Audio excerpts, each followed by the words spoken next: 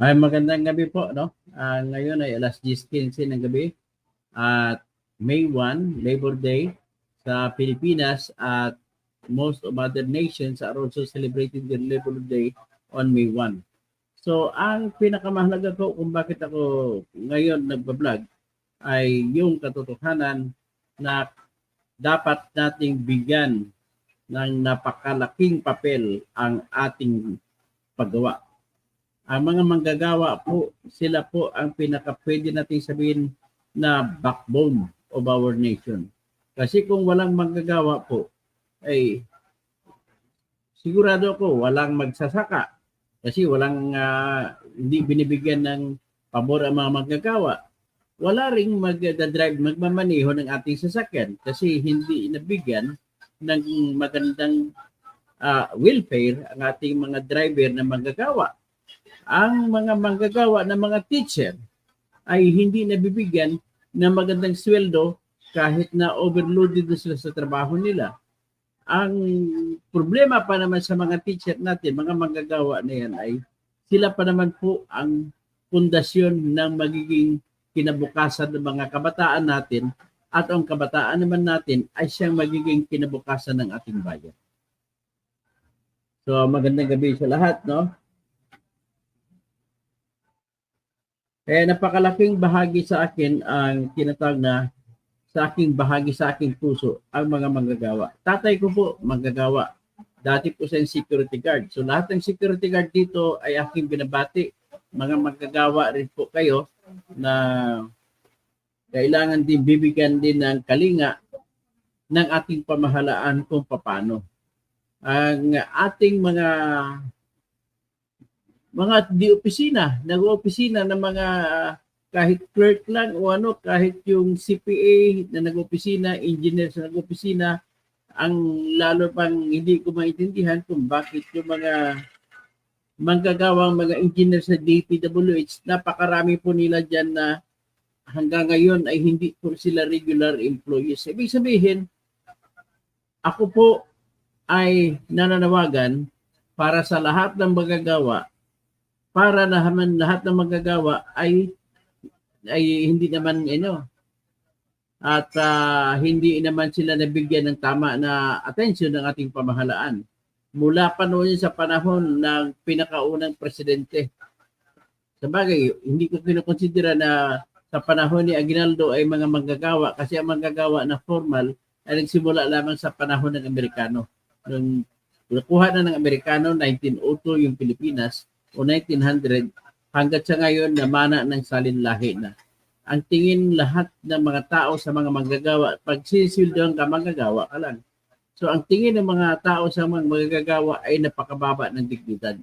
Kaya lagi na lamang po nagdadasal, lagi na lamang naninikluhod, lagi na lamang pinakaunang ipupotbolin o sisipain kung mayroon mang mga proyekto na gagawin ng ating pamahalaan. Kagaya nito, hindi na tayo lumayo. Ang pinakamainit sa mata ng pamahalaan ng mga manggagawa ay yung mga manggagawa na driver ng mga tsuper.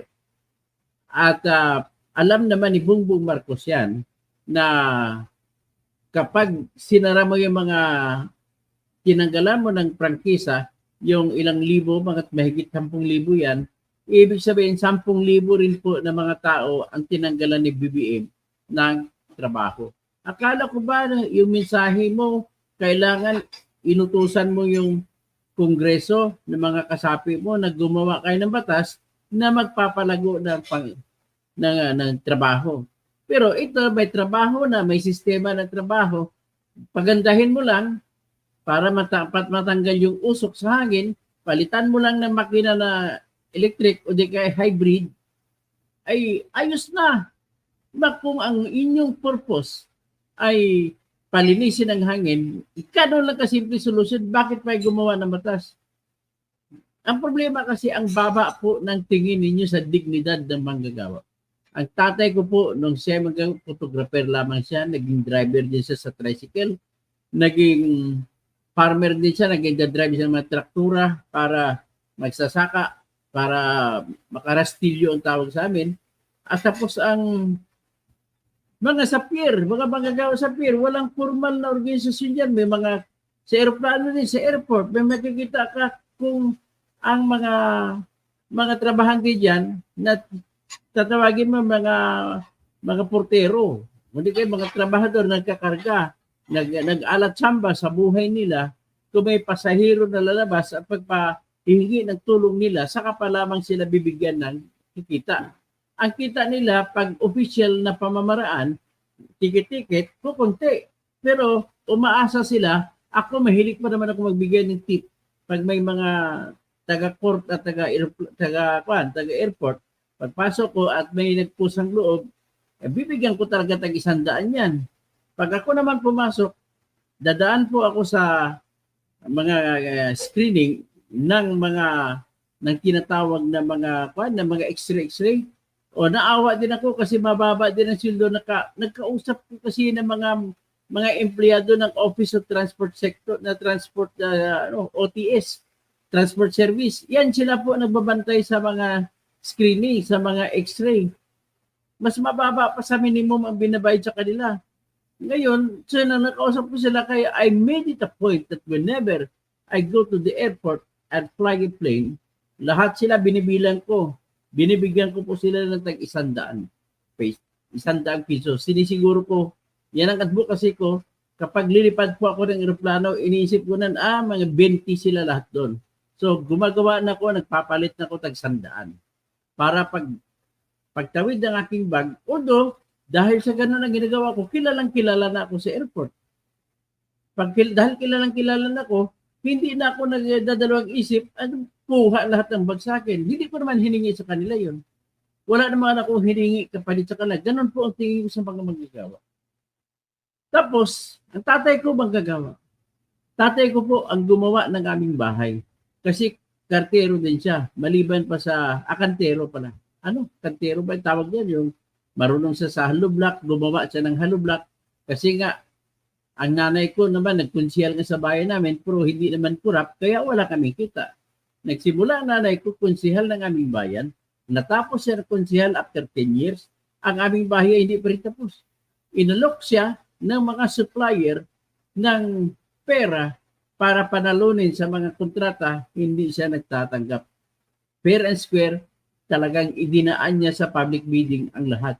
So, hindi siya kumuha hanggat kaya yan naman po, hindi man kami mayaman. Naging konsela nanay ko, pero very, very much proud po kami. Ganito po yun. Konsihal ang nanay ko. Nag-aaral kami sa public high school, public elementary school. Naranasan ko po, anak ng konsihal ng bayan, ako, pumupunta sa mga kamag-anak ng tatay at nanay ko. Nanghihingi ng bigas. Uso pa nun, hindi kilo-kilo, ganta. Ang tawag namin yun, siyempre, salitang Ilonggo, ante, uncle, darawat ko bugas, saka kagantang, okay. Sugo ni nanay, sugo ni tatay. Tapos, ang sagot mo sa akin, ang mga kapatid ng tatay ko, kapatid ng nanay ko, kuminsan, naasar sa amin, masakit pa ko magsalita, ano ba yan? Nanay mo, konsyal, tapos wala kayo pagkain bigas. Dito lang yan sa akin tayo, na itatago. Hindi ko na nailalabas yan. Hindi ko naman kinikwento sa tatay at nanay ko na ganun ang salita ng kanilang mga kapatid. So natapos din po ako ng pag-aral ay lagi kong naranasan ang bawat araw na kakain ay kanin lamang, walang ulam. Marunong ako magsaing ng bigas noong grade 1 pa lang ako. At ang sinasaing ko, ginagamit ko pagsaing ng bigas ay kahoy na aking pinupulot sa bundok kasi katabi ng bundok bahay namin. So every Sabado, nangangahoy ako dyan. Tapos pagdating yan, ibibilad ko pa sa araw, kuminsan basa-basa pang kahoy, usok, kaya naluluha yung mata ko. So anyway, bago pumunta sa school, ang mangyari niyan, siguraduhin ko na mainit ang kanin. Lagyan ko lang ng tubig at asin, yun na, solve na. Mabuti pa nga mga anak dito ng mga manggagawa ng mga construction worker sa Metro Manila, dito ko nakakita, mas maganda yung ulam nila. Bakit? Ano bang ulam nila? Nakikita ko po rito yung mga construction worker kasi nung engineer din ako, na may project ako, ang sweldo ko na binibigay sa mga aking mga manggagawa ay talagang sinisecure lang makabili lamang ng bigas. pagkatapos ang gagawin nila, minsan nakapasyal ako sa bahay ng isang ano ko, yung kantero, nakita ko yung ulam nila ay noodles, isang noodles na maliit pa, 2 piso pata nung araw noon, isang piso pa lang nung nag-construction ako. At lagyan ng maraming malunggay at lagyan ng scrambled egg. At yun ang ulam ng mga anak niya, pati siya, pati asawa niya. Ganun po ang ulam ng mga manggagawa. So, sa ngalan na lang na ganun ang mga ulam ng manggagawa, hindi ba kayo naawa dyan? BBM, hindi ka ba naawa dyan? Tinanggalan mo pa ng trabaho yung sistema ng pagkikitaan ng mga driver sa kinikita din ng kanilang operator sa pamamagitan ng tinatawag na boundary. Kung minsan hindi pa alam ko yan kasi marami ako naging kliyente na JUDA o Jeepney Operators and Drivers Association. Hindi pa kompleto ko minsan, naglapit sa akin, tatawag sa akin operator, tinatanong ko hindi po sa lahat ng araw yung usapan namin na boundary. Naabutan ko pa 500 pang boundary, hindi natutupad ko minsan ng driver. Kasi sa sobrang traffic, hindi nila maubos ang K1, ang kikitain. Kulang pa sa krudo ang kanilang ginagasta. So, ganun po ang kondisyon. Tapos ito kayo, papasok kayo ng tinatawag na modernization. My God. Hindi mo ganun ang solusyon. Ang solusyon po, kung ako presidente, BBM, think about this. Lahat kayo congressman, lahat kayo senador, think about this. Para hindi na kinakailangan na maging senador pa ako, para iporsige ko ito. Yung proposal ko, na bawat manggagawa, kahit anong klase, mapa security guard man, mapa bagsasaka man, mangingisda man, bigyan po ang lahat ng manggagawa ng 100,000 pesos.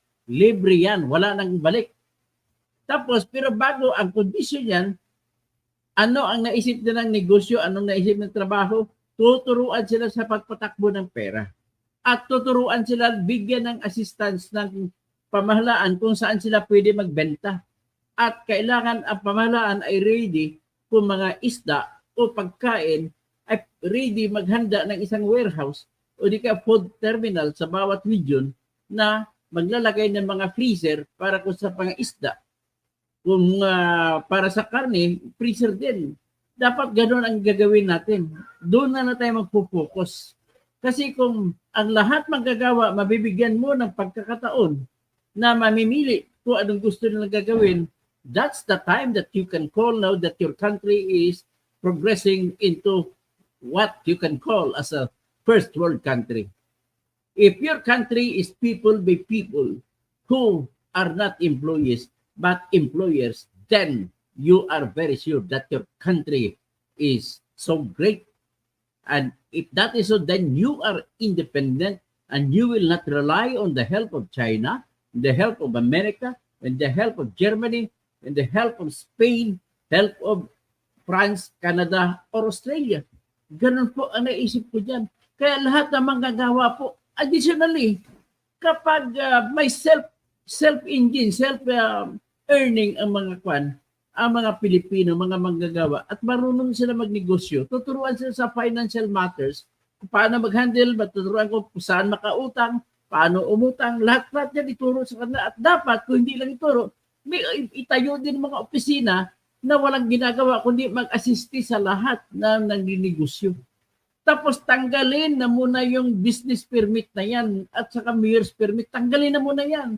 Kasi kung mag-apply ka, magtatayo ka halimbawa ng tindahan, kunting tindahan, kasi yung laki ng 7-Eleven, aklain mo, 50,000 lang na panimula para magbayad sa mayor's permit. Babayad ka sa fire permit, sa clearance. Hindi ka bibigyan ng fire permit sa clearance kung hindi ka magbibili ng fire extinguishers. Kukuha ka sa health permit kung mga pagkain, kukuha ka ng mga work permit ng mga tao mo. Dami-dami. So, it took more than 2 months bago ka makapag-umpisa ng negosyo mo. O kita mo, ang lakas ng loob, kagaya turuan din ng lahat ng tao kung paano maging malakas ng loob at paano magiging creative, kagaya kay Diwata. Diwata is a very, very excellent example of how can our country grow. Si Diwata ay alam ko hindi naman tapos ng pag-aaral yan. Pero lumago ang kanyang parisan. Akalain mo naman nakapag-isip siya, Paris overload. Tapos, binibenta niya na, kaya niya ibenta, only rice. 100 pesos lang, only rice na. Kompleto na. So with that, turuan mag-isip din ang ating mga ibang kababayan. At para matanggal ang takot sa dibdib, para magiging matapang magnegosyo. At para wala na tinatag na maggagawa na talagang apiin. Kasi ang maggagawa po, nakikita ko sa kasaysayan ng bansa natin, ay parang andyan na, kapalaran na talaga ng manggagawa na lagi silang nasa linya ng inaapi. Hanggang dyan lamang ba? For God's sake, kung ang ating manggagawa ay malakas ang loob, darating ang panahon na hindi sila kayang bilhin, hindi sila kayang bilhin ang kanilang buto sa pamamagitan ng ayuda o ano pa man. Yung ayuda na yan, bigay na bigay, konti. Ang pangangailangan halimbawa ng tao ay 100 pesos, bibigyan mo ng 50, hindi ka nakatulong. Mabuti pa hindi ka na nagbigay. Bakit bigyan mo ng ayuda 3,000? Hindi naman kulang yan. Kaya sa araw ng paggawa ngayon ng manggagawa, yan po ang aking balak sa natutunan kung ako'y magiging senador. Paulit-ulit na lang tayo na naghalal ng mga senador ni isa, wala man na nakapag-isip ng ganun. Ang iniisip niya, mga batas na para sa bulsa niyo.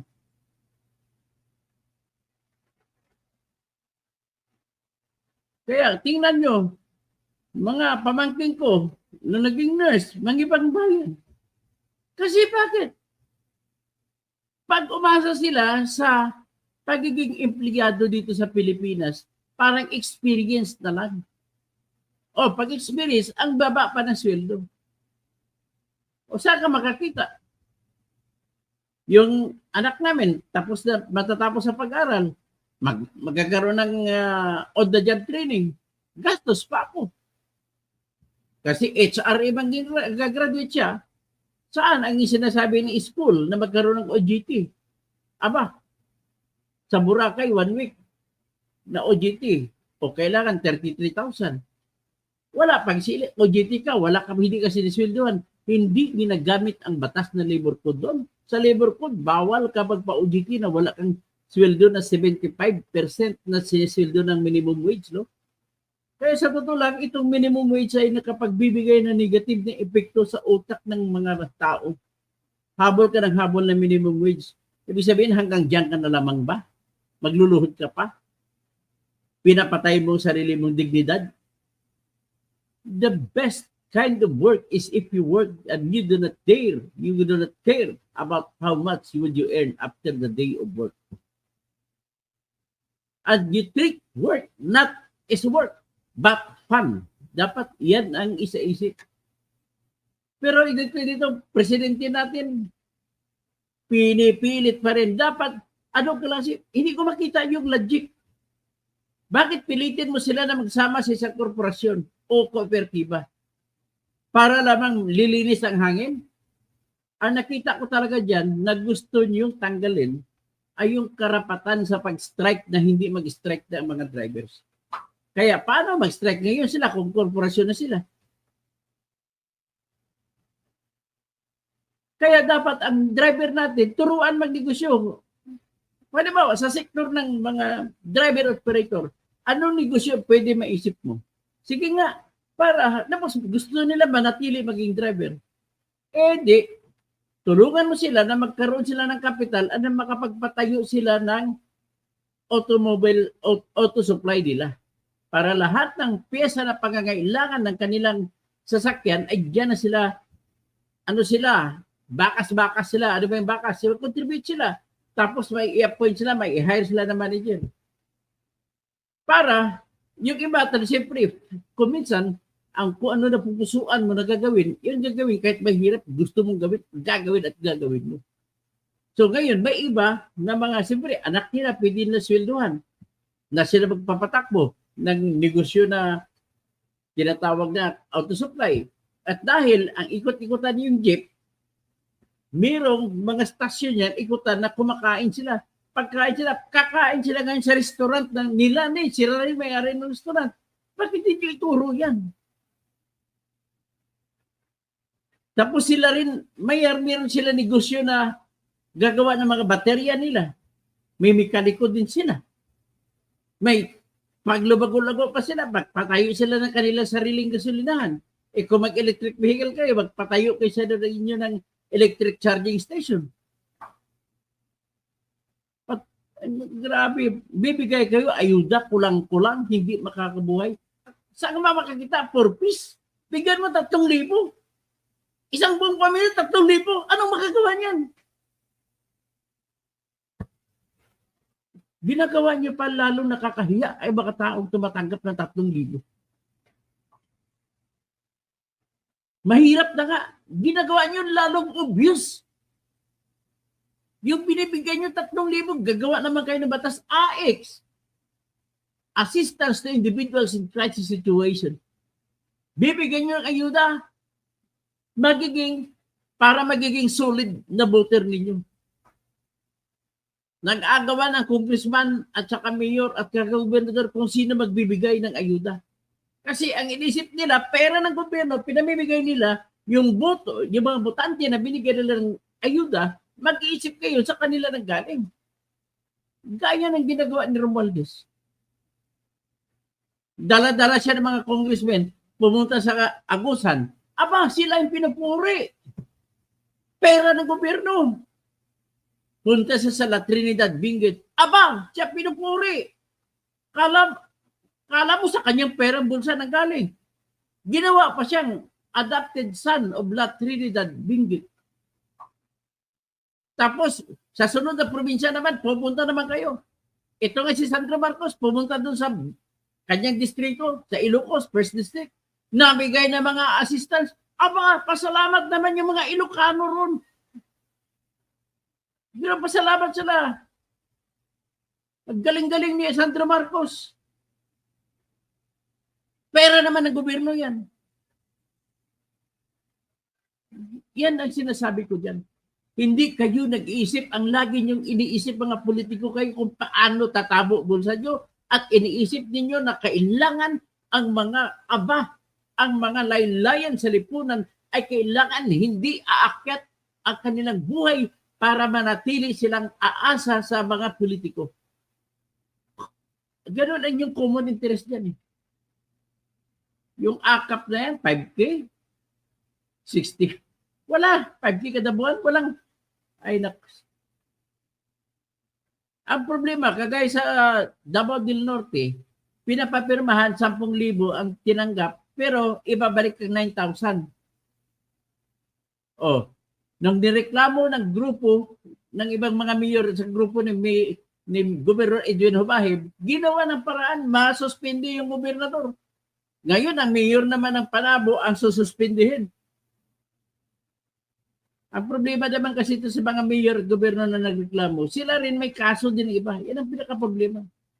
Kaya ang style dito talaga, ayuda, politika, ayuda, politics sa nangyari sa Pilipinas. Kagaya nito, araw ng paggawa, mag-isip kayo kung paano nyo gagawan itaas ang puri. Hindi ko tatawaging dignidad, kundi puri ng lahat ng manggagawa. Hanggat na lang ba't sila sisigawan ng kanilang mga amo?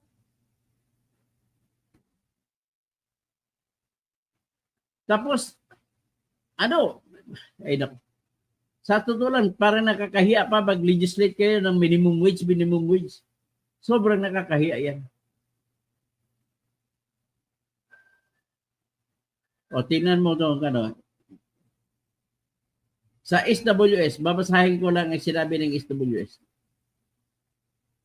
Ang sinabi po ng SWS, report kahapon, ang ngayong araw, ay sa pamilyang Pilipino, umangat na sa 14% na ang nagsasabi na sila ay gutom.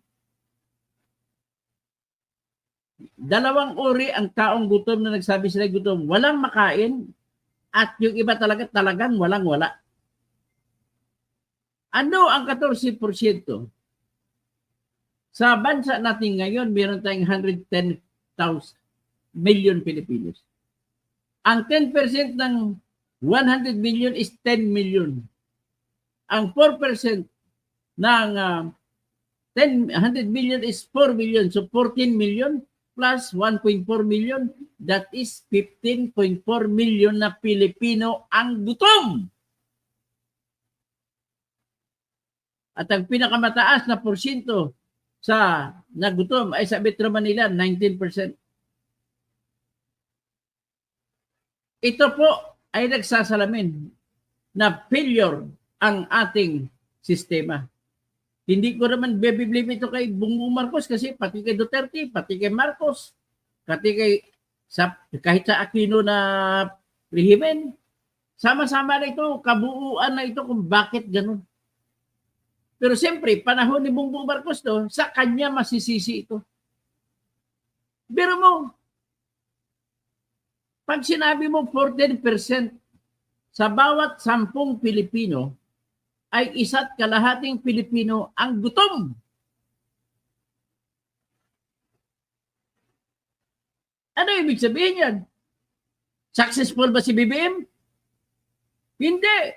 With your respect.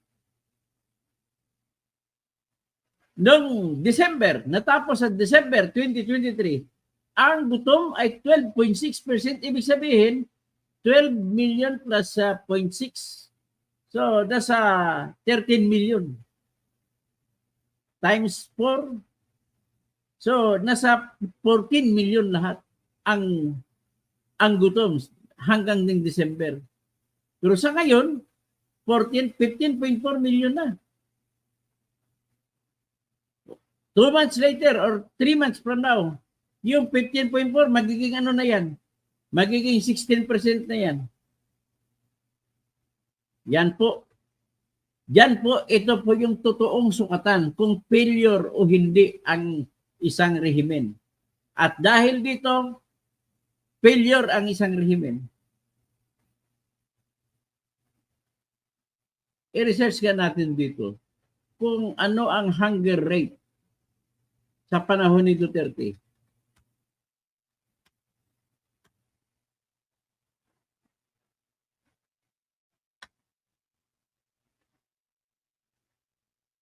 Sa panahon po ni Duterte, ito, 2014, pinakamataas, 20%. Nangyari ito, 2011, 2012. Ang 20% po ay ibig sabihin, sa bawat 10 Pilipino, 2 ang gutom. Kung i-convert natin ito as against our population, ito ay 24 million. 24 million ang gutom. Sabihin, mas maganda pa pala si Bongbong.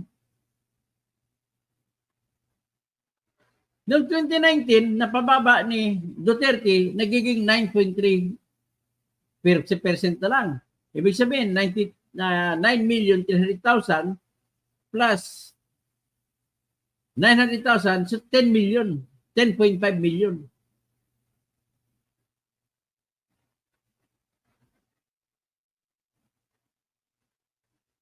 Pero noong 2020, sa panahon pa rin ni Duterte, ay nadoble ito, nagiging 21.1%, which is equivalent to 23%, almost or 24%. At higit sa lahat, panahon ni Duterte, September 2020, umangat ng 30.7 million ang Pilipino na gutom. Ano ibig sabihin yan? Sa bawat 10 Pilipino, 3 ang gutom. Yan pong ibig sabihin yan. Sabihin, maganda pa pala itong record ni Bongbong Marcos ngayon kumpara mo kay Duterte.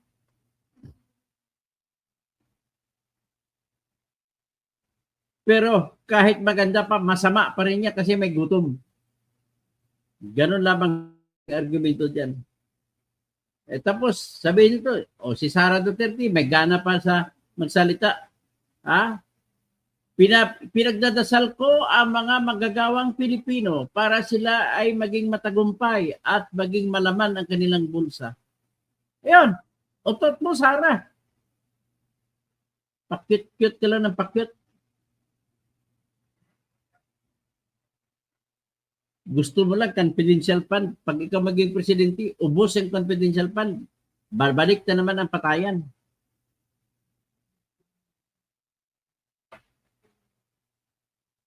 O ito naman si Marcos.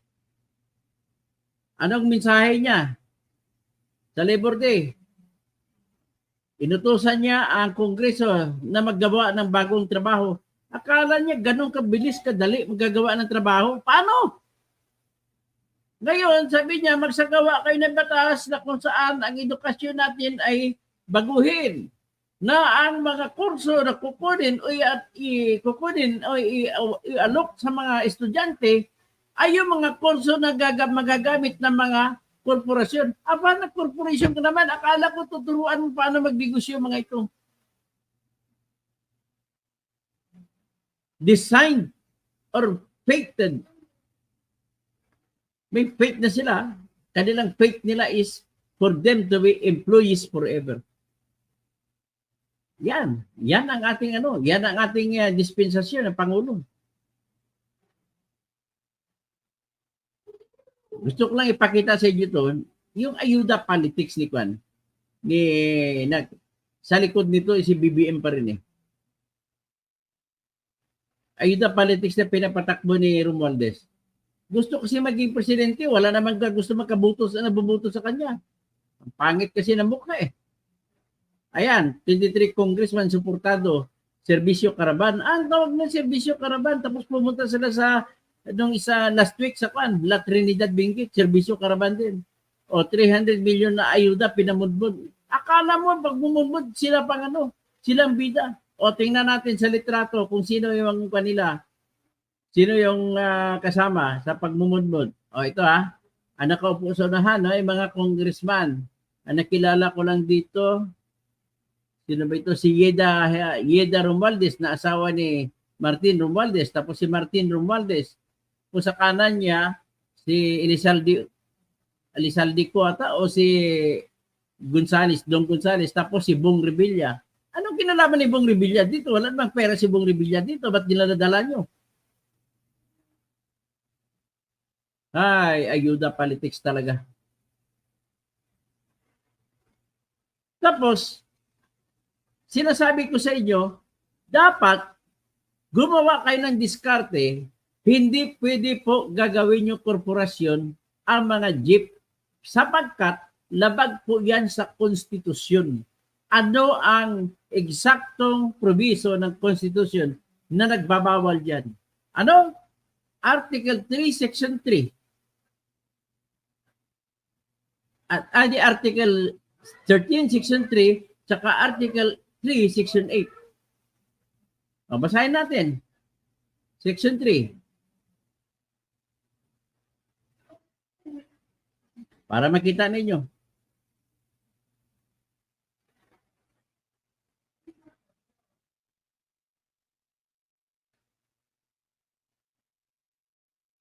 O, Article 3, Section 8.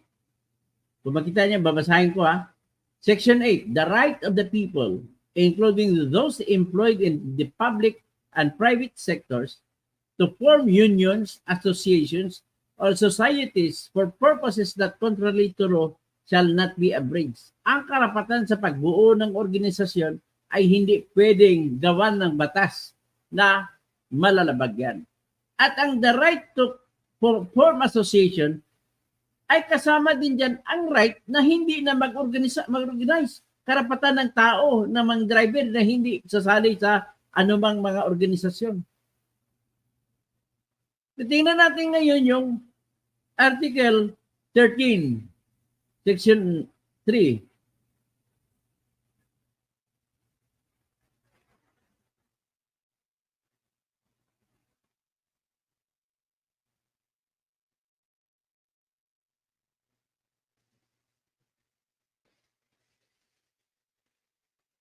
O ito na, Article 13. Article 13, Section 3. Basahin ko. The state shall afford full protection to labor, local and overseas, organized and unorganized, and promote full employment and equality of employment opportunities for all. It shall guarantee the rights of all workers to self-organization, collective bargaining and negotiations, and peaceful concerted activities, including the right to strike. Ayan, kaya nag-strike ang mga jeepney drivers in accordance with law. They shall be entitled to security of tenure. So may security of tenure sa mga driver. Kung meron silang prangkisa na 5 taon, hindi nyo pwede tanggalin ang prangkisa dahil may security of tenure sila na hindi sila pwede tanggalan ng trabaho. The right to humane conditions of work and a living wage. They shall also participate in policy and decision-making process affecting the rights and benefits as may be provided by law. The state shall promote the principle of shared responsibility between workers and employers and the preferential use of voluntary modes in settling disputes, including conciliation, and shall enforce their mutual compliance therewith to foster industrial peace. The state shall regulate the relations between workers and employees, recognizing the right of labor to its just share in the fruits of production and the right of enterprises to reasonable returns on investments and to expansion and growth. Nakalagay doon dito sa konstitusyon natin na karapatan ng kahit sino mga manggagawa na may mimili kung ano gusto niyang trabaho. Hindi niya siya madidiktahan. Ay naku.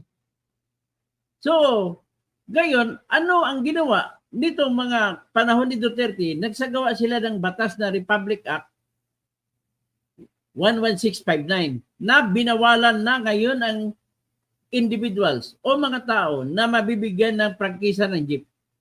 Which is, until now, yung batas na ito ay china-challenge pa sa Supreme Court. Hanggang ngayon, yung Supreme Court nito hindi pa rin nagdesisyon. At syempre, ginawa nila sa LTO-FRB, ginamit nila na dahilan nito na hindi pwede magkaroon ng prangkisa ang individual, kundi korporasyon na daw saka cooperative.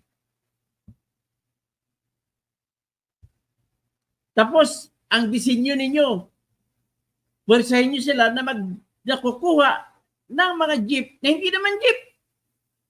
Binubudol-budol niya mga Pilipino, hindi naman jeep ang mukha. Minibus naman yun. Tapos, 2.8 million ang isa.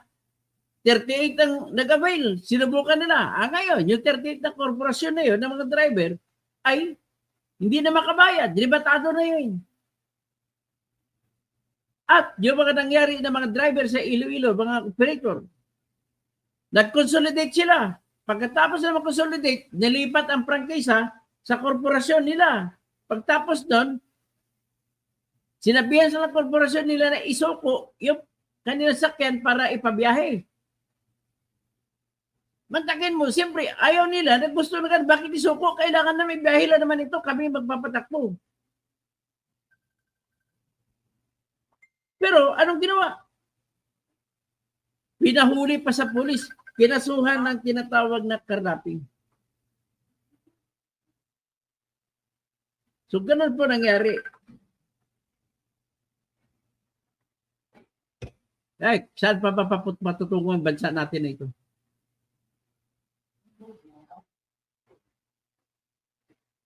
Sabi ng asawa ko, huwag daw high blood. Na-high blood ako sa ganito mga sitwasyon.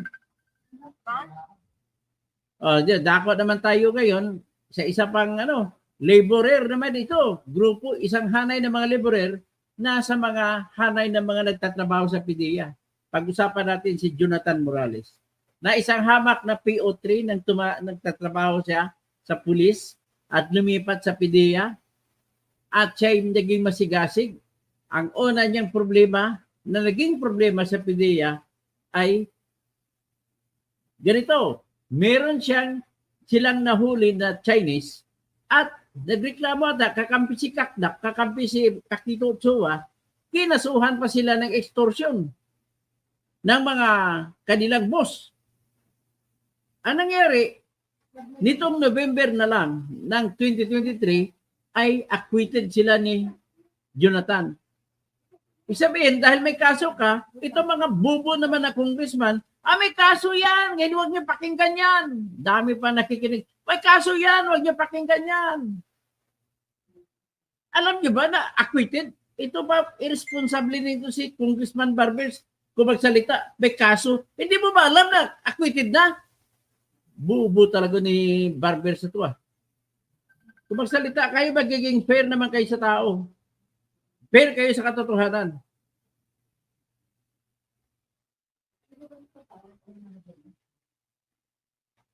So, yan lang masasabi ko. Tapos, isa rin ito, pinupuri ko lang muna ngayon ang Supreme Court dahil sa pagbibigay ng galang sa dangal ng paggawa sa pamamagitan ng pagdesisyon na binasura ng Supreme Court at pinagbabayad ang kumpanya na nagtanggal sa kanilang empleyado na may HIV.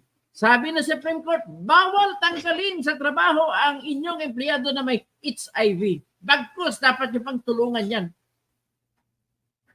Yun, palakpakan sa Supreme Court. Sa ginawa ng Supreme Court.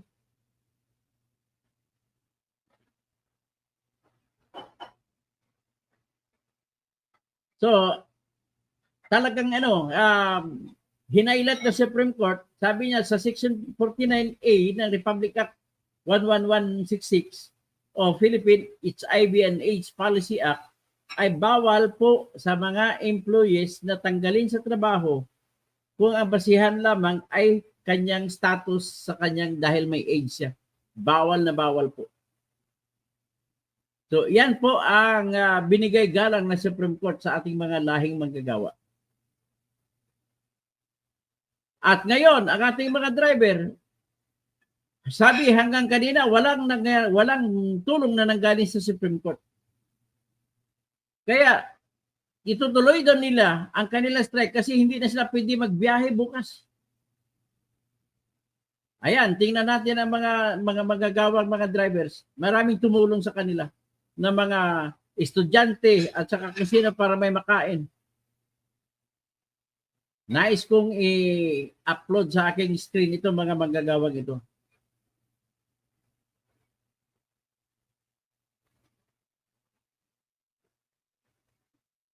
Yan, tingnan ninyo. Oh. Yan ang mga grupong piston. Mga driver yan.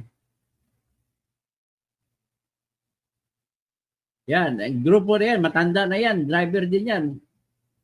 Nag-rally din sila. O ito mga estudyante na tumutulong sa kanila.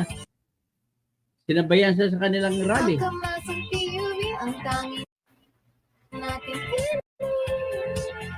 Yan ang tunay na pagulad. Makamasang PUV, ano bang dapat gawin? So at least may katulong sila.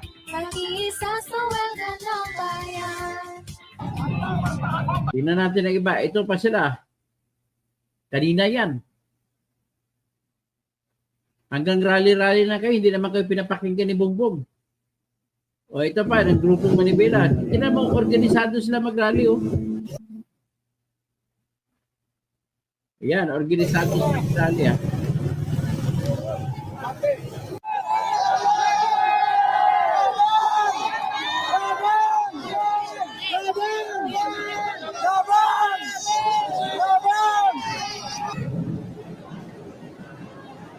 Yan. Ang dami niya na hindi nabubuto sa iyo, Bongbong. Huwag nyo nang iboto. Lahat ng kandidato, di ng mga kwan. Sa ngayong May 2025. Kung bakit hindi na nila kaya na boto, sabi ng Mrs. Sige, smart matic. Ngayon, miro na. Yan, tingnan nyo. Tingnan nyo mga mukha. Desperado mga mukha. Oh. Ano kaya ang inisip ko pinaka-worst kung magkasukatan at hindi na sila to ilalatag nila kanilang katawan sa kalsada.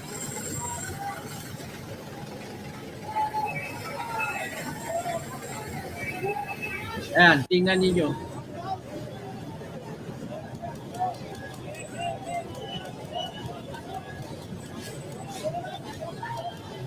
Imbis na nakakatulong si BBM.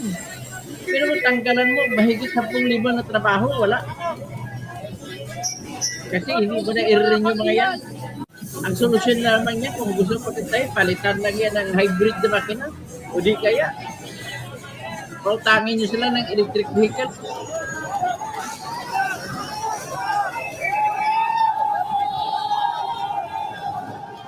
Masyado nang ina-underestimate mga manggagawa kasi. Total, sabi na, mga manggagawa naman yan. Walang magagawa yan. Mga manggagawa, panahon na po na ilabas nyo ang inyong tapang at ang inyong kapangyarihan sa inyong kamay. Tingnan natin kung ano magiging dito ng mga pulis.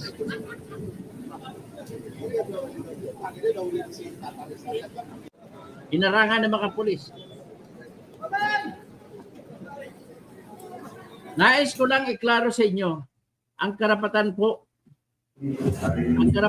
sa pagrarally ay karapatan at wala po sinumang LGU o pamahalaan ang may karapatan, ang may kapangyarihan na magbibigay ng permit.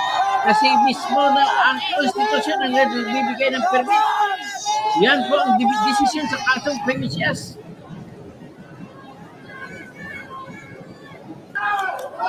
Kaya hindi sila pwedeng harangan kahit sinong tao.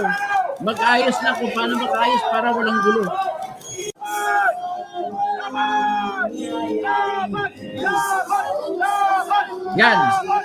Yan ang napapala natin. Sa binoto ng Smartmatic na presidente, vice-presidente at mga senador at mga congressman na panay ayuda ang natais. Gawa pa kayo ng batas na Republic Act 11659 na kung saan tinanggal ninyo sa kamay ng mga tao, individual, ang pagbibigay ng prangkisa. Sino ang gumawa ng batas na yung panahon ni Duterte? Sino may sala nun? Ngayon, gusto nyo kumita. Kada isang jeep, hindi naman jeep ang mukha. Na-orderin, meron kang 100,000 na komisyon. Kung 10,000 jeep ang orderin, 100,000 times 10,000, that is 10 billion.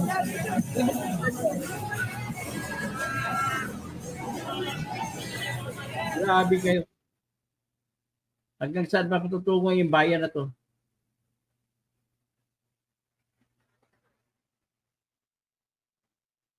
Puro na lang ito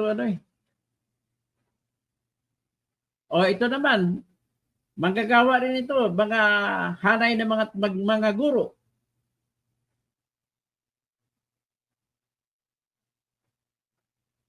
Ang mga guro, ang laki ng puhunan nila bago maging guro. Nag-aral, nagkukuha pa ng board exam. Tapos, ayan. Minimum wage lang. Nakakawalang galang sa dangal ng tao. Yung tinatawag na minimum wage.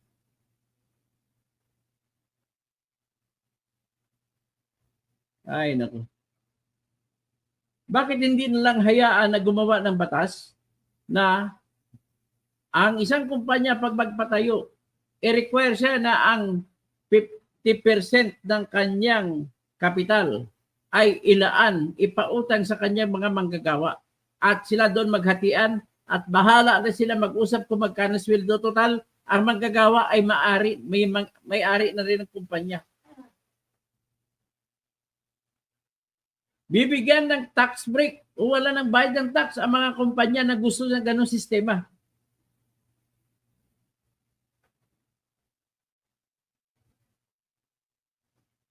Gusto ko lang din ito isigwi ko muna dito. Tingnan mo naman itong si Romualdez na pinsang buo ni BBM.